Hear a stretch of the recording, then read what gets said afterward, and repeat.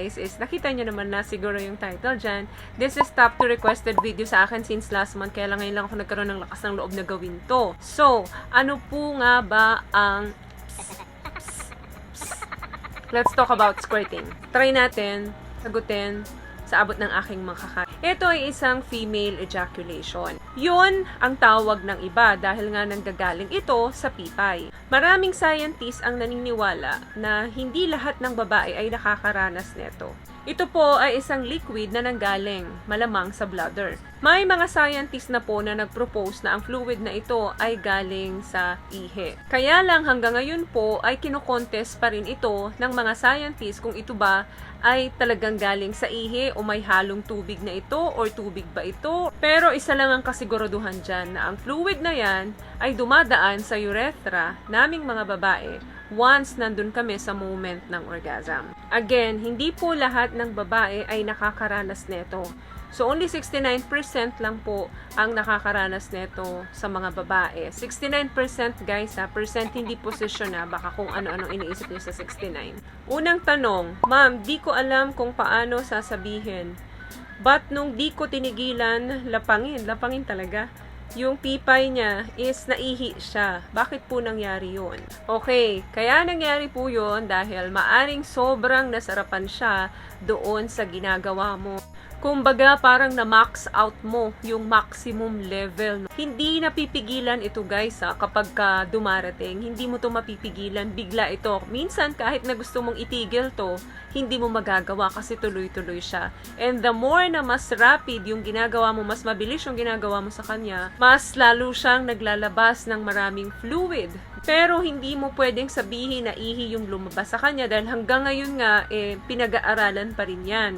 Maaring may kasamang ihi, medyo amoy ihi dahil nga dumaan sa urethra kung saan dumadaan ang ihi ng mga babae. So, wag kang mabahala dahil katulad na sinabi ko kanina, hindi lahat ng babae ay kayang gawin yan.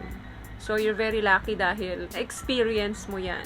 Another question is, ma'am, ang pag-squirt po ba ng babae ay senyales na nasasarapan po siya? Oh yes, oo naman. Of course, nasasarapan siya kasi that's extra. Extra sensation, extra orgasm na naibigay mo dun sa babae. So 100%. Kapag yan ay naglabas nun, ibig sabihin, hindi lang sarap. Sarap na sarap siya. Kaya nangyayari yan. Another question is, kailan at paano po nangyayari na mapaihi siya? Again, hindi po natin pwedeng sabihin na ihi iyan. Kailan? Kapag sarap na po siya. Kumbaga na max out mo na tulad ng nasabi ko kanina, yung sarap. Kung paano naman is, well, nasa G-spot po ng babae yan. Alam niyo naman kung saan malolocate yon. 2 inches simula sa opening ng ating pipay, makakapa mo yan nasa upper, makakapa mo medyo magaspang, yung parang almond yung texture niya. Then, pag nakapa mo na yan ng dalawang daliri mo, ilagyan mo ng motion. Paikot-ikutin mo siya doon, up, down, side by side.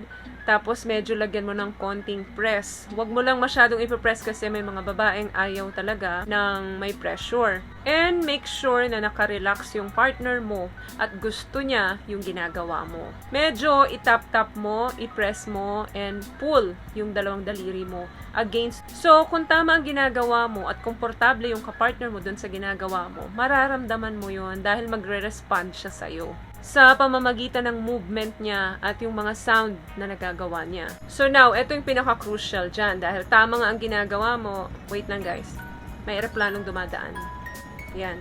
Social na kami ngayon, dati tricycle lang, ngayon airplane na yung dumadaan sa paligid namin. Okay? Moving on. So ang pinaka-crucial dito is kapag tama yung ginagawa nyo at sobrang na-stimulate siya at nasasarapan na siya, sasabihin niya sa'yo na tumigil ka dahil kailangan niyang umihi. Pag yun na ang sinabi niya, huwag mo siyang papayagan. Meaning, you're doing the right thing. So, just keep going.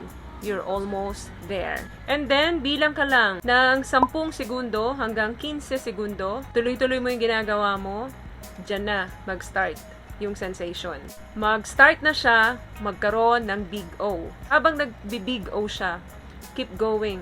Keep going. And lagyan mo ng konting pressure. pataas. Make sure guys na wala kayong kuko and malinis yung daliri ninyo. I mean, walang kuko, yung maikli ang inyong kuko.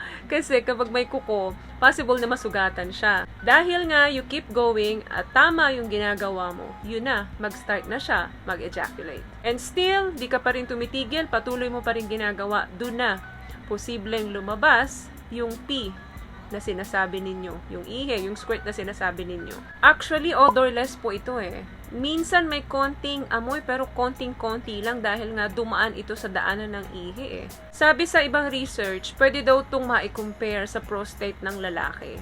Para din daw itong prostate pero sa babae na maliit na pouch lang na nasa loob. So, be careful sa pag-execute nito kasi kapag ka na-experience ito ng babae or napa-experience nyo sa kanila, I'm pretty sure hahanap-hanapin nila ito. So, pwede po itong mangyari din kahit na wala kayong kapartner, kahit na ginagawa nyo ito during masturbation, ginagawa nyo ito gamit ang inyong mga toys.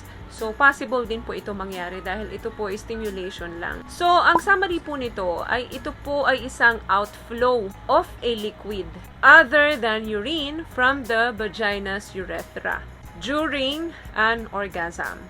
Hindi po ito pwedeng masabi natin na ihi o tubig, pwedeng diluted. So hanggang ngayon po, again, ini-study pa rin po ito, nire-research pa rin po ito kung ano ba talaga ito at kung ano ba talaga yung pinagmulan nito, saan ito nanggaling. Basta ako, isa lang ang masasabi ko dyan, hindi po masakit yan, mesurep yan.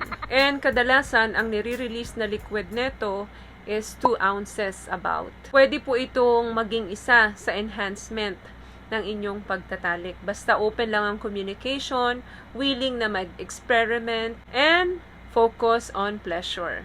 So, yun lang guys ang video natin for today. I hope may nakuha po kayong tips dito sa pinag-usapan natin at nasagot ko yung iba ninyong katanungan. Kung nagustuhan niyo po ang video natin, pakibigyan lang po ako ng isang malaking thumbs up, comment down below at wag na rin pong kalimutan i-click ang ating subscribe button sa mga hindi po nakakapag-subscribe, libre po iyan. And also, click the notification bell para in case may mga bago po tayong video is mabigyan po kayo ng notification. Once again guys, palagi po kayong mag-iingat at palagi po kayong manalangin. Thank you guys for watching and see you on my next one. Always love yourself and be a blessing. Bye. Peace out.